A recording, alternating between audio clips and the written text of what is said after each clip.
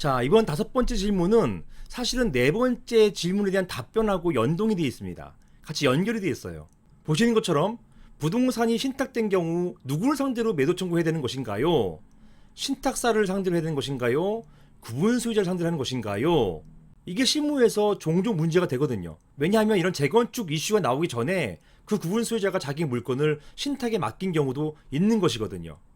자, 여기에 대해서는 질문 4번째 할 때 보았던 법률 규정, 즉 집합건물법 제48조를 보셔야 됩니다. 자, 매도 청구 규정이고요. 집합건물법 제48조 매도 청구 이 규정에 있어서 제4항 보시면 누굴 상대로? 누가 누굴 상대로? 재건축 결의에 찬성한 구분 소유자 또는 참여하기로 한 구분 소유자 또는 매수 지정자, 조합이나 시행사 같은 매수 지정자가 원고가 되어서 누굴 상대로요? 바로 구분 소유자를 상대로 해가지고 매도 청구할 수가 있게 되는 것입니다. 따라서 누굴 상대로 매도 청구하는 것인가요? 라고 했을 때 방금 보신 법률 규정에 따라서 구분 소유자입니다. 이렇게 하면 문제가 생겨요.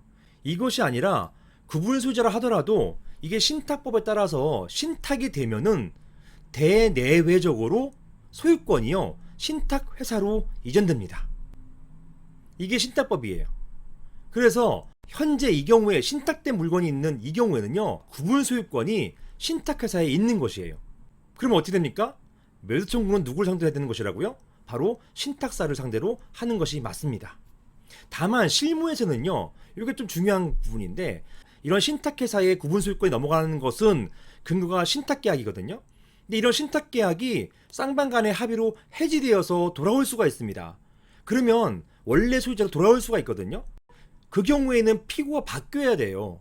그러면 또 소송 수기 절차를 밟아야 되고 그것이 맞는지 여부를 또 따져줘야 되기 때문에 실무에서는 일단은 고민하지 않게 첫 번째로 피고를 신탁사와 구분 소유자 둘 다 공동 피고로 해서 일단 진행합니다. 그렇게 하다가 소송이 하루 이틀 끝나는 게 아니잖아요. 길게 될 때 마지막 부분에 가서 둘 중에 한 명에 대해서 취하하는 하는 방식을 취하는 게 안전합니다. 이게 실무상 이렇게 많이 해요. 어느 한 주체를 가지고 했다가 나중에 문제 생기면 이걸 바꾸는 게 너무 힘들거든요. 그렇기 때문에 일단 신탁사와 구분소유자 둘 상대로 했다 하더라도 일단 인지송달료가 조금 더 나오겠죠.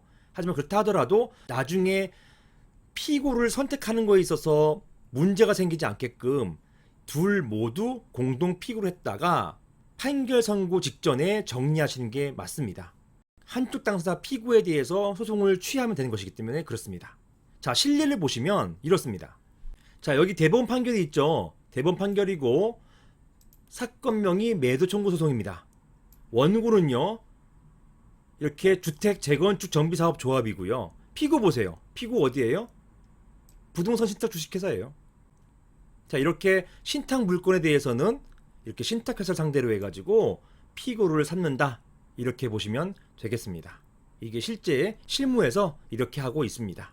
자, 이렇게 해서 5번 질문에 대한 답변을 드렸고요. 이제 다음 질문으로 넘어가겠습니다.